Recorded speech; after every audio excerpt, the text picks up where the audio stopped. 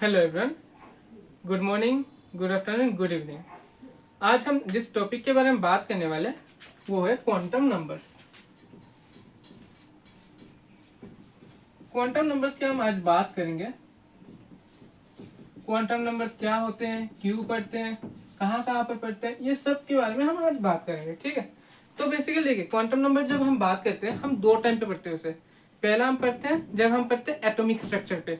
ठीक है, atomic structure पे हम क्वांटम नंबर्स पढ़ते हैं पहली बार, जहाँ पर उसके बारे में हमें सारा कुछ पता चल जाता है।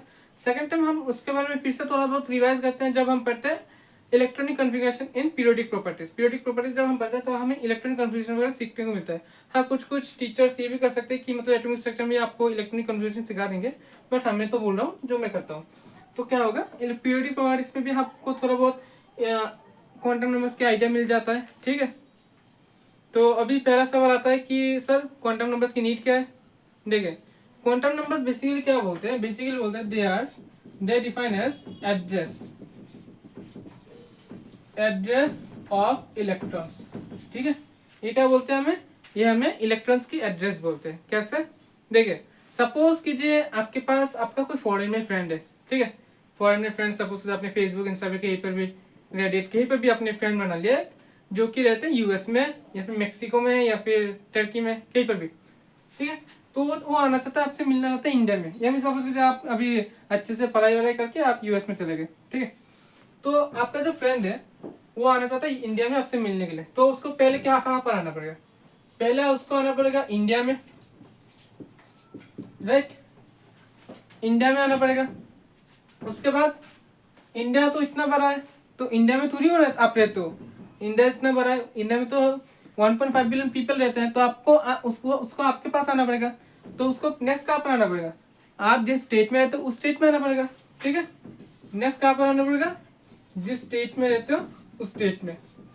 ठीक है, अब स्टेट स्पेसिफाई हो गया, हर स्टेट में भी करोड़ों लोग रहते हैं, लाखों करोड़ों लोग। तो आपको उसके बाद कहाँ पर आना होगा, उसको उसको आप जिस डिस्ट्रिक्ट में रहते हो वहां पर आना पड़ेगा। इसके बाद वहां पर उसको कहाँ पर आना पड़ेगा, आप जिस डिस्ट्रिक्ट में रहते हो। ठीक है, उसके बाद जिस सब डिविजन में रहते हो। राइट,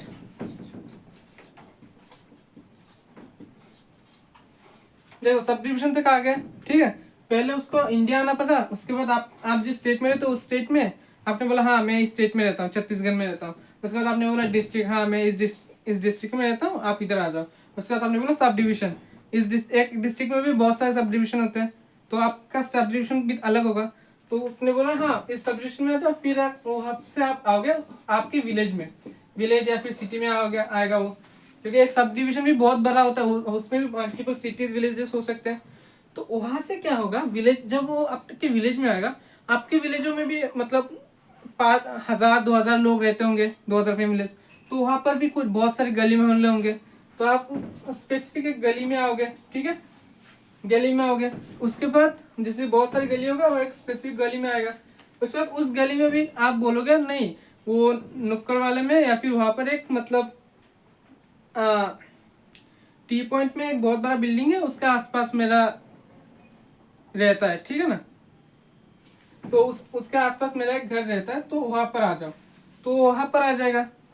तो ऐसे करके आपका जो यूएस का फ्रेंड या मेक्सिको का वाला फ्रेंड आपके घर आएगा, तो उसको इंडिया, उसके बाद अपने स्टेट, आपके डिस्ट्रिक्ट, आपके सब डिविजन, उसके बाद आपके विलेज, उसके बाद आपके जो गली मोहल्ला है, उसके बाद उस गली मोहल्ले में कहाँ पर आप रहते हो, ऐसे करके वो आपके एड्रेस पे आ जाएगा।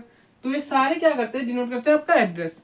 सेम उसी तरह जब हम किसी भी इलेक्ट्रॉन्स की बात करते हैं, इलेक्ट्रॉन्स का भी एड्रेस होता है, और उस एड्रेस को हम डिफाइन करते हैं ये क्वांटम नंबर से। किससे डिफाइन करते हैं, हम डिफाइन करते हैं 4 क्वांटम नंबर से, 4 क्यूएन क्वांटम नंबर्स। क्यूएन मतलब क्वांटम नंबर से। ठीक है, तो इसी बात से हम स्टार्ट करेंगे। आज का हमारा पहला जो क्वांटम नंबर है वो है प्रिंसिपल क्वांटम नंबर।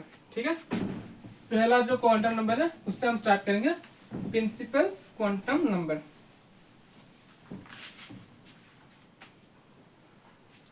हेडिंग डाल दो,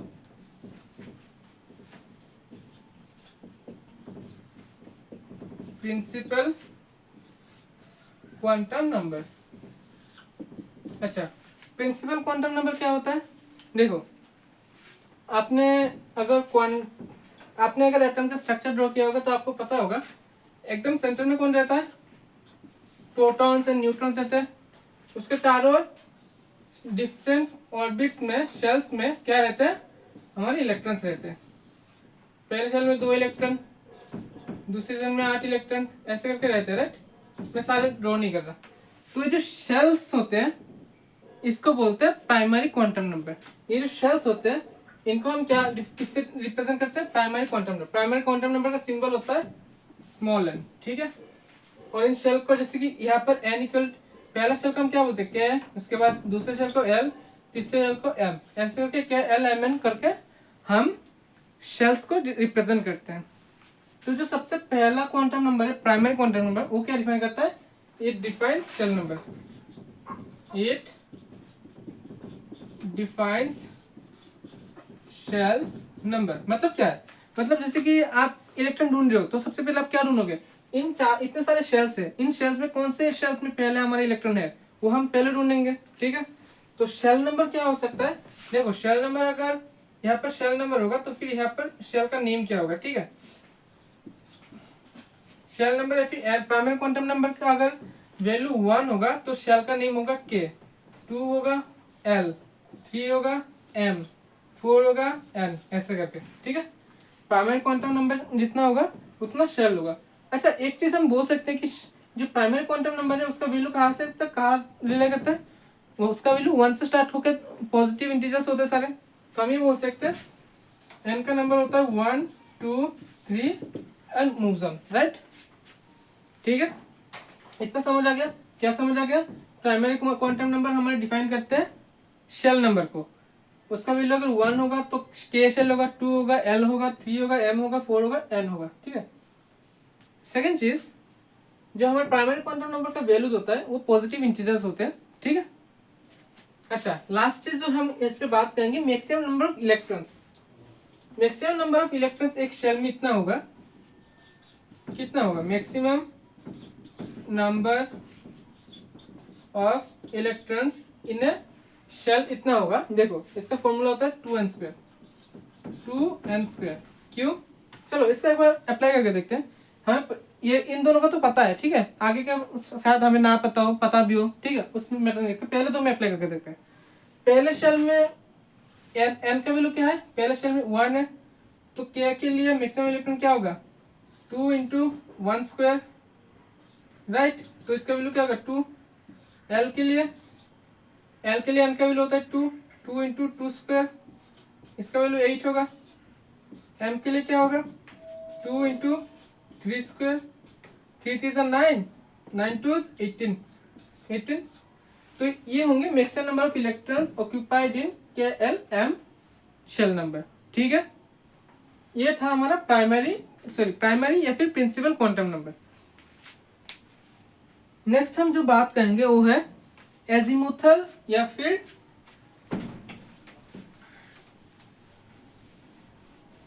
एजीमुथल क्वांटम नंबर, ठीक है। सेकंड हम जो बात करेंगे वो है एजीमुथल क्वांटम नंबर।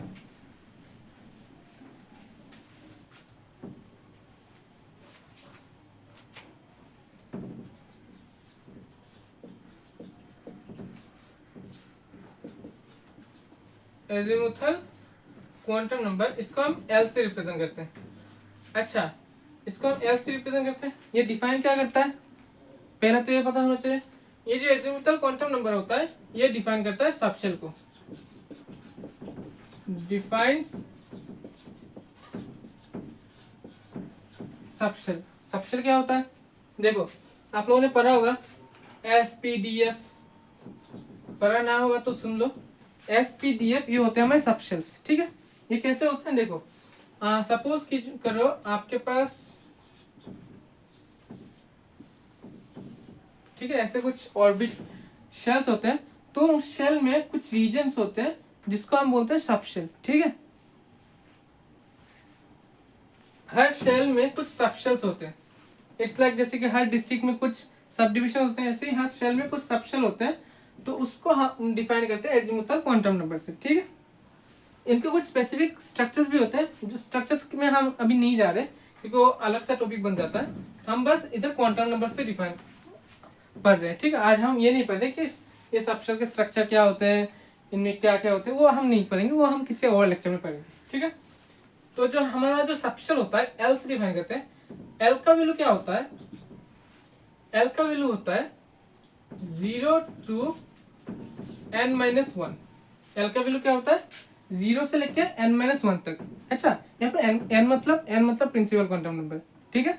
n मतलब क्या है यहाँ पर? प्रिंसिपल क्वांटम नंबर, क्योंकि प्रिंसिपल क्वांटम नंबर पे डिपेंड करता है हमारा जो एजीमुथल क्वांटम नंबर हो गया, उसके बाद आगे के जितने भी क्वांटम नंबर्स होते हैं वो सारे इस पहले वाले से डिपेंड करते हैं। जैसे कि अभी हम एजीमुथल क्वांटम नंबर पढ़ रहे हैं, उसके ऊपर डिपेंड करेगा हम मैग्नेटिक क्वांटम नंबर, ऐसे करके डिपेंड करते हैं, ठीक है। अब देखो कैसे, जैसे सपोज करो n हो गया और l हो गया। n का वैल्यू क्या क्या हो सकता है? 1 2 3 4, इतना ही लेते, ज्यादा नहीं लेते, ठीक है। 1 2 3 4 हो सकता है। तो l का वैल्यू क्या होगा? 0 से स्टार्ट होगा, तो 1 होगा, 0 से स्टार्ट होगा 1 0 0 टू 0 से लेके कब तक? n-1 तक। n की जगह पे यहाँ पे क्या होगा? 1 1-1 क्या होगा? 0।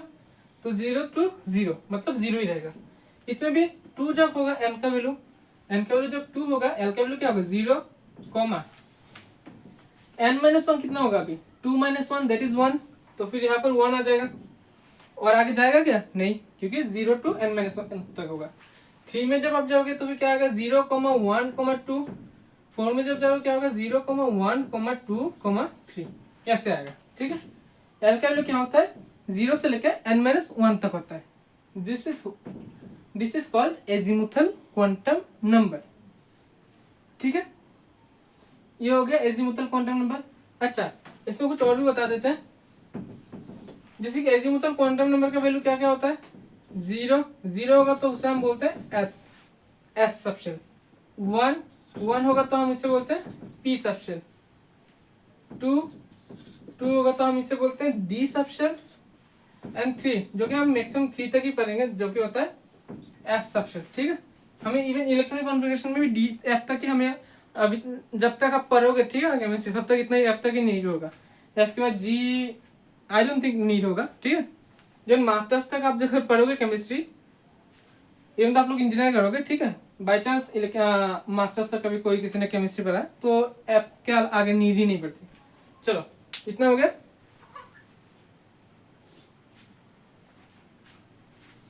अब हम जो बात करने वाले हैं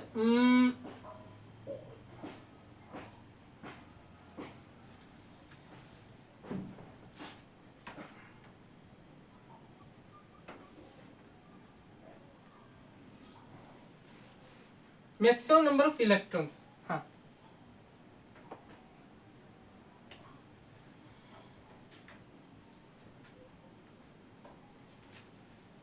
maximum number of electrons in an subshell क्या होगा? मैक्सिमम नंबर ऑफ इलेक्ट्रॉन्स, ये क्या होगा? ये होगा 2 इंटू 12 प्लस 1, ठीक है। 2 इंटू क्या होगा? 12 प्लस 1। बिठा के देखते हैं। एस के लिए क्या होगा? एस सबशेल के लिए, एस सबशेल के लिए एल का वैल्यू 0 है। 2 इंटू 0, राइट, ऐसे ब्रैकेट में दे देता हूँ, प्लस 1। 2 इंटू 0 कितना होता है? 2 इंटू 0 होता है 0, और 2 into plus 2 into 1 it will be 2, right. S के बाद पी आएगा, P is equal to 2 into 1 plus 1। उसके बाद क्या होगा? 2 प्लस 1 3, 3 2 ज़ा 6। इसके बाद डी का और एफ का आप लोग देख लेना। डी का आएगा 10, एफ का आएगा 14, ठीक है। जब भी ट्राई कर लेना आप लोग। डी का आएगा 10, एफ का आएगा 14। This is the maximum number of electrons present in each subshells, ठीक है। यही तक हम इसका पढ़ेंगे एजीमुथल क्वांटम नंबर का। उसके बाद हम पढ़ेंगे मैग्नेटिक क्वांटम नंबर। अच्छा, एक ठीक है, मैग्नेटिक क्वांटम नंबर्स जब हम पढ़ेंगे, फिर से हम एजीमुथल में थोड़ा वापस आएंगे। कुछ एक छोटा सा चीज रहेगा, वो हम कवर कर लेंगे, ठीक है।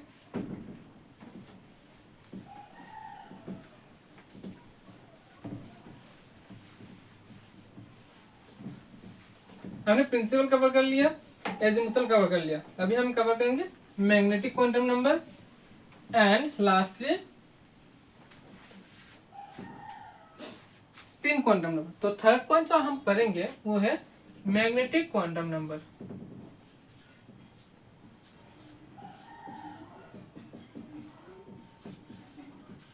जिसको हम m से रिप्रेजेंट करते हैं। अच्छा, अब मैग्नेटिक क्वांटम नंबर क्या डिफाइन करता है? It defines orbital. क्या करता है? It defines orbital. अब सर ऑर्बिटल क्या होता है? ऑर्बिटल समझ लो जहाँ वो ऐसा लोकेशन होता है जहाँ पर हमारे इलेक्ट्रॉन जाके रहता है, मतलब घर समझ लो इलेक्ट्रॉन का, ठीक है। और अगर थोड़ा हार्ड लैंग्वेज में समझ लेते हो तो समझ लो कि वो 3D रीजन है, जो इलेक्ट्रॉन क्लाउड जहाँ पर रहता है उस 3D रीजन को हम ऑर्बिटल्स बोलते हैं, ठीक है। ऑर्बिटल इलेक्ट्रॉन ऐसा नहीं, इलेक्ट्रॉन हर जगह रहता है, इलेक्ट्रॉन को स्पेसिफिक जगह पे रहता है, उस स्पेसिफिक जगह को हम ऑर्बिटल से डिनोट करते हैं। तो हर सबशेल में होता है, ठीक है। तो हर सबशेल में होता है, और m का जो वैल्यू होता है, ठीक है, m का जो वैल्यू होता है वो -L टू +L तक होता है, ठीक है। m का वैल्यू क्या होता है? -L टू +L तक। अच्छा, इसका मतलब क्या है? सपोज करो l का वैल्यू ये है, m का वैल्यू ये है, ठीक है। l का वैल्यू क्या हो सकता है? 0 to n-1 हमने पढ़ा था शायद, राइट। 0 to n-1, तो 0 1 2 3 इतना ही रहता है। तो 0 अगर होगा तो m का वैल्यू -L टू +L, +0 -0 कुछ होता नहीं है, तो ये सिर्फ 0 होगा। 1 है तो -1 0 +1 होगा, ठीक है। -1 0 +1। फिर रहता है 2, 2 में क्या आएगा? -2। देखो -L से +L तक m का वैल्यू होता है, तो -2 से स्टार्ट करेंगे, एक एक ऐड करेंगे, -1 0 एक एक ऐड करेंगे अंटिल +2 आ जाएगा, ठीक है। ऐसे करेंगे।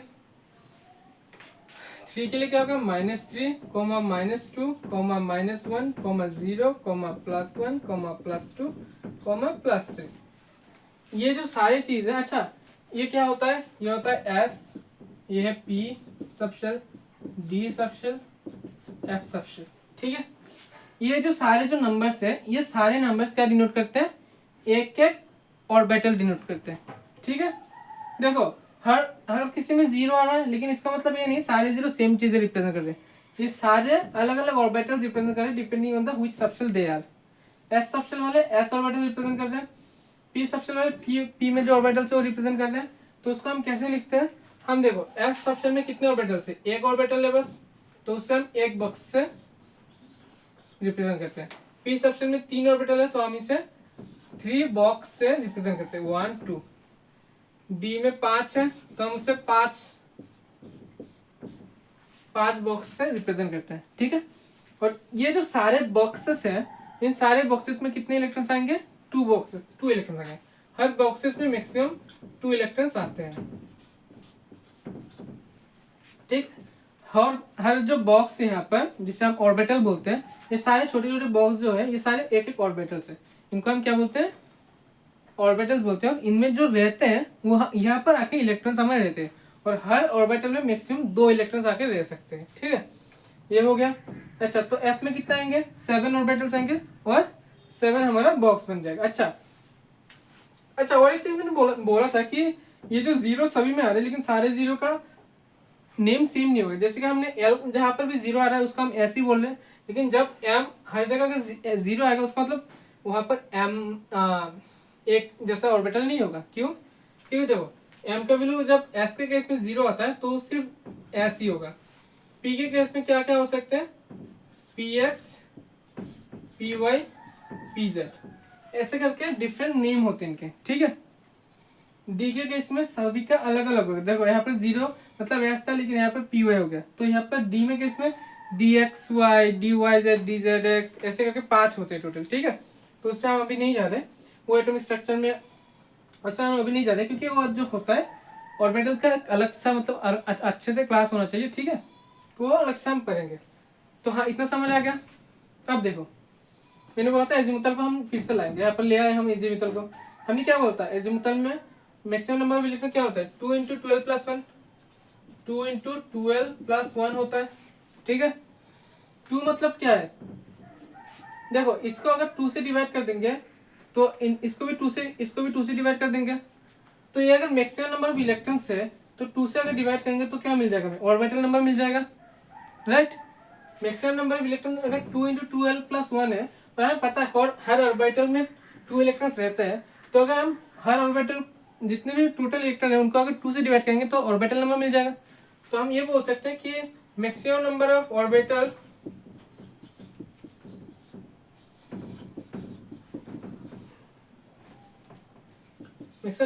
Will be 2l+1। ठीक है, ये होता है, हाँ ये होता है। ठीक है, तो इससे हमें पता चल जाए कितना कितने सारे ऑर्बिटल्स है। Maximum number of orbital in a subshell, ये तो सबशेल का हो गया। अच्छा, मैक्सिमम नंबर ऑफ ऑर्बिटल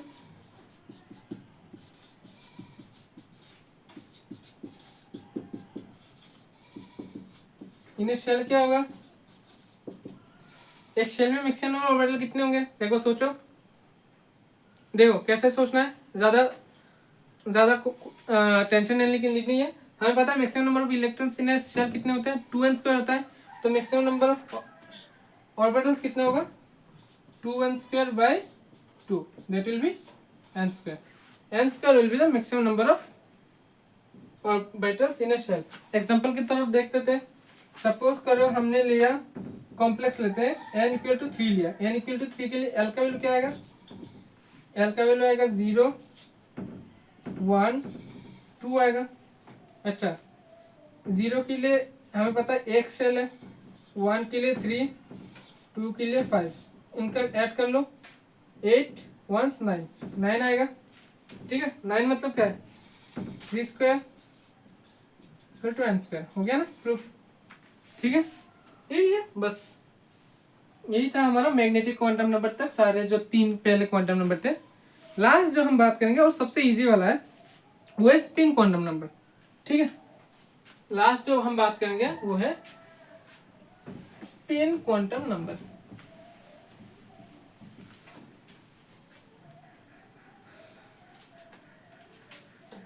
तो लास्ट जो हम बात करेंगे वो है स्पिन क्वांटम नंबर। इसको हम रिप्रेजेंट करते हैं एस से। ये क्या डिफाइन करता है? Defines electronic spin. ठीक है, डिफाइंस इलेक्ट्रॉनिक स्पिन। ये क्या होता है? देखो हमने भी पता किया कि हर, अच्छा एक बार फिर से रिवाइज कर लेते हैं। पहले हम प्रिंसिपल क्वांटम नंबर डिफाइन करेंगे, उससे हमें क्या पता चलेगा कि कौन से शेल में हमारा इलेक्ट्रॉन्स है। ठीक है, सपोज करो इस शेल में आ गया। दूसरा हम डिफाइन करेंगे एजीमुथल क्वांटम नंबर, उससे हमें पता चलेगा कौन से सबशेल में आ गया। सपोज करो पी एस किसी में भी आ गया।